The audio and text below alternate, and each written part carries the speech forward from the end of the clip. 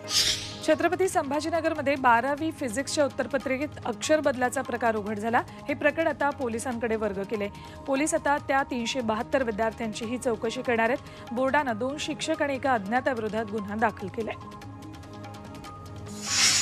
समग्र शिक्षा अभियानांतर्गत मोफत गणवेशाचा घोळ कायम आहे।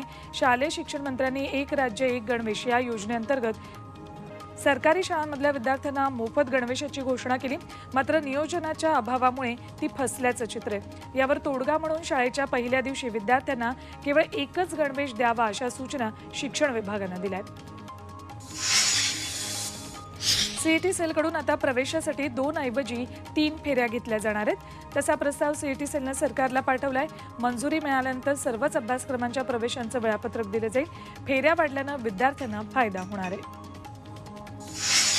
संभाजीनगरच्या डॉ. बाबासाहेब आंबेडकर मराठवाडा विद्यापीठानं कार्यक्षेत्रातील 80% महाविद्यालयांना दणका दिलाय। कुलगुरूंनी पायाभूत सुविधा नसलेल्या महाविद्यालयांवर कारवाईचा बडगा उगारलाय।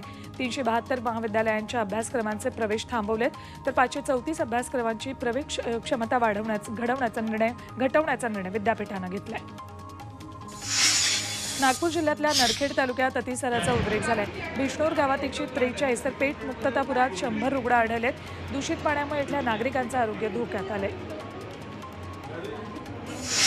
अहमदनगरचं नाव अहिल्यादेवी नगर करण्याच्या निर्णयाचं सोलापुरात स्वागत करण्यात आलं। अहिल्यादेवी होळकरांच्या पुतळ्याजवळ शिवसेनेच्या शिंदे गटानं आतषबाजी केली, तर यावेळी भंडाऱ्याची मुक्त उधळणही करण्यात आली। मनसे अध्यक्ष राज ठाकरे शिवतीर्थावरून किल्ले रायगडावर रवाना झालेत। किल्ले रायगडावर उद्या शिवराज्याभिषेक दिन सोहळा साजरा होतोय, त्याला राज ठाकरे उपस्थित राहणार आहेत। रायगडावर होणाऱ्या पालखी प्रस्थान तसंच मानाच्या ध्वजाच्या पूजन सोहळ्यात ते सहभागी होतील। किल्ले रायगडावर 350वा शिवराज्याभिषेक सोहळा साजरा करण्यासाठी जय्यत तयारी झाली। हा सोहळा यशस्वी करण्यासाठी शेकडो शिवभक्तांचे हात कामाला लागलेत। राज्याभिषेक सोहळ्याच्या तयारीसाठी 3 दिवसांपूर्वीच अनेक शिवभक्त रायगडावर दाखल झालेत। किल्ले रायगडावर शिवराज्याभिषेक सोहळा जल्लोषात साजरा करण्यात आला। यावेळी सुरुवातीला गडदेवता म्हणून ख्याती असणाऱ्या शिरकाई देवीला मान देण्यात आला। देवीची विधिवत पूजा करून महाआरती करण्यात आली। यासाठी मंदिरावर फुलांची सजावट केली आहे। महाडमधल्या तरुणांनी शिवजयंती आणि शिवराज्याभिषेक दिनी दारूबंदी घोषित करावी अशी मागणी केली। शहरातल्या छत्रपती शिवाजी महाराज चौकात अशा मागणीचे फलक लावण्यात आलेत। गांधी जयंती किंवा राष्ट्रीय सणांना जशी दारूबंदी असते तशी शिवजयंती शिवराज्याभिषेक दिनी का नाही असा सवाल या तरुणांनी केलाय। नागपुरात शिवराज्याभिषेक सोहळा समितीनं शिवरायांच्या जीवनावर आधारित आणि गडकिल्ल्यांच्या देखाव्यांच्या मिरवणुकीचं आयोजन केलं होतं। शहरातल्या विविध भागातून देखाव्यांच्या मिरवणुकीचे मार्गक्रमण होतं। दरम्यान राज्याभिषेक सोहळ्याअंतर्गत 3500 दिवे लावून दीपोत्सवही साजरा केला। आषाढी एकादशीच्या आढाव्यासाठी देवेंद्र फडणवीसांनी बैठक बोलावली। 29 जूनला यंदा आषाढी एकादशी आहे। आषाढी एकादशीनिमित्त पंढरपूरमध्ये देशभरातून लाखो भाविक दर्शनासाठी येतात। या बैठकीमध्ये प्रामुख्यानं तिथल्या भक्तांना राहण्याच्या, आरोग्याच्या सुविधा, स्वच्छता याबाबत उपाययोजना या संदर्भातला आढावा बैठकीमध्ये चर्चेला घेतला जाईल। आषाढी वारीनिमित्त राज्यभरातून विविध संतांच्या पालख्या पंढरपूरकडे प्रस्थान ठेवतात। दरम्यान मुक्ताईनगरमधून आदिशक्ती संत मुक्ताईंची पालखी उद्या पंढरपूरकडे प्रस्थान ठेवेल। याच पार्श्वभूमीवर मंदिर प्रशासनानं पालखी सोहळ्याची जय्यत तयारी केली आहे। केंद्रीय मंत्री नितीन गडकरींनी मंदिरांमधल्या अस्वच्छतेवरून कान टोचलेत। आपली श्रद्धास्थानं स्वच्छ असली पाहिजेत असं गडकरी म्हणालेत। एका कार्यक्रमात बोलताना त्यांनी हे वक्तव्य केले। तसंच देहू आळंदी पालखी मार्गासाठी 12,000 कोटींची मान्यता दिल्याचंही त्यांनी सांगितले। संतश्रेष्ठ ज्ञानेश्वर महाराजांच्या पालखी प्रस्थानाला काही दिवसच उरलेत। त्या पार्श्वभूमीवर ज्ञानेश्वर महाराज मंदिर समितीनं विश्वस्तांकडून पालखी मार्गाची पाहणी केली। वारी दरम्यान वारकऱ्यांना कुठलाही त्रास होऊ नये याची खबरदारी घेण्यात येईल असं प्रशासनानं स्पष्ट केलं।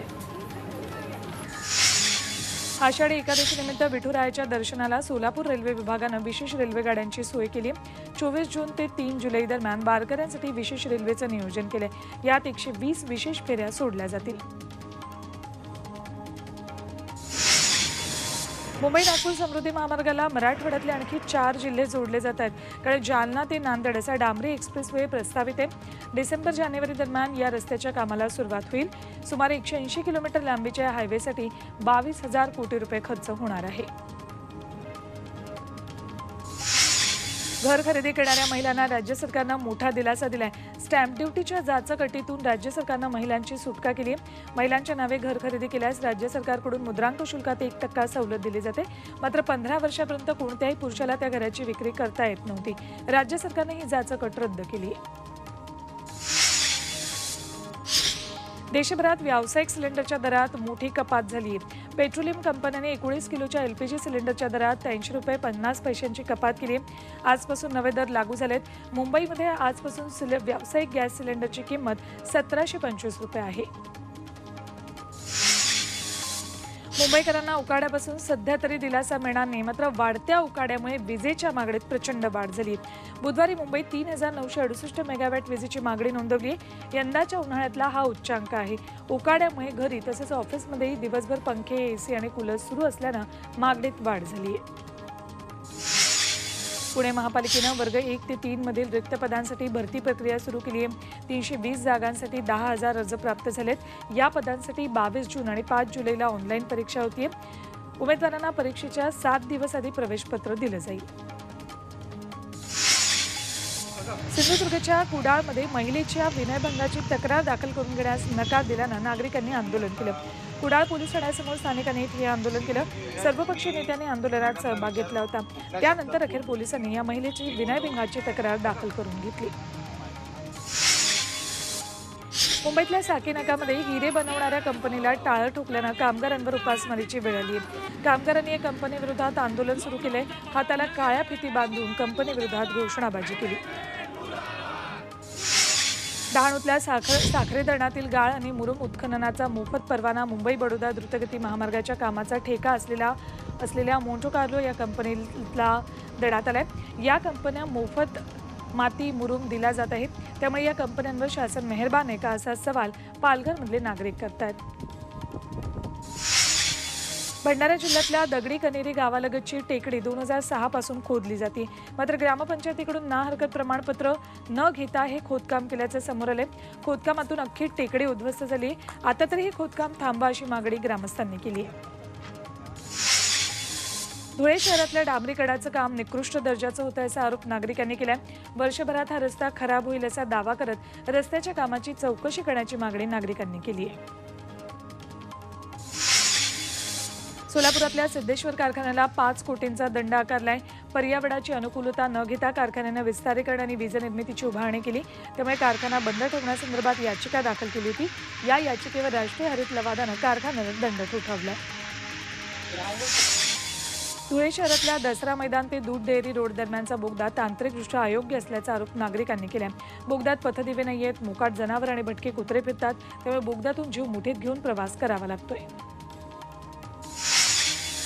अकोल्यात पोलीस कर्मचाऱ्याच्या सेवानिवृत्तीचा जल्लोष करण्यात आला। खदान पोलीस स्टेशनचे ठाणेदार सेवानिवृत्त झाल्यानंतर त्यांचा गाडीतून गावभरात मिरवणूक काढण्यात आली। यावेळी डीजेच्या तालावर कर्मचाऱ्यांनी भन्नाट डान्स केला। आंबोली घाटातल्या दरीत ढगांची चादर पसरल्यानं पर्यावरणप्रेमींनी निसर्गाचा आविष्कार अनुभवला। डोळ्याचं पारणं भेटणारं दृश्य पर्यटकांना आकर्षित करतंय। घाटातून ये जा करताना ही मनमोहक दृश्य पर्यटकांना बघायला मिळतात। वर्धा नागपूर रस्त्यावरील केळझरमध्ये डिझेलचा काळा बाजार करणाऱ्यांना पोलिसांनी बेड्या ठोकल्यात। डिझेल टँकरमधून डिझेल चोरून ते काळ्या बाजारात विकलं जात होतं।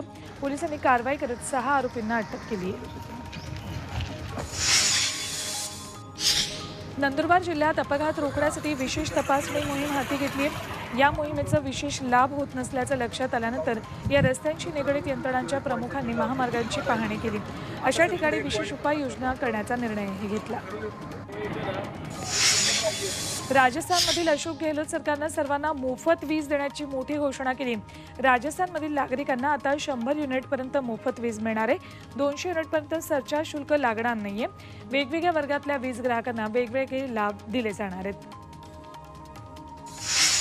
राजधानी दिल्लीत ब्रिजभूषण सिंग यांच्या विरोधात सुरू असलेलं कुस्तीपटूंचं आंदोलन चिघळण्याची शक्यता आहे। कुस्तीपटूंच्या समर्थनात आज उत्तर प्रदेशच्या मुझफ्फरनगरमध्ये भारतीय किसान युनियनकडून महापंचायतीचं आयोजन केलंय। या महापंचायतीला भारतीय किसान युनियनचे प्रवक्ते राकेश टिकेत उपस्थित राहणार आहेत।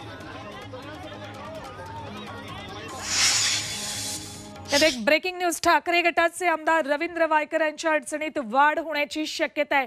500 कोटींचा कथित 5 स्टार हॉटेल घोटाळ्याप्रकरणी आर्थिक गुन्हे शाखेकडून 6 बीएमसी अधिकाऱ्यांना समन्स पाठवले। त्यामुळे या प्रकरणात वायकरांच्या अडचणी वाढण्याची शक्यता आहे। भाजप नेते किरीट सोमय्या यांनी ट्विटरवरून याबाबत माहिती दिली आहे।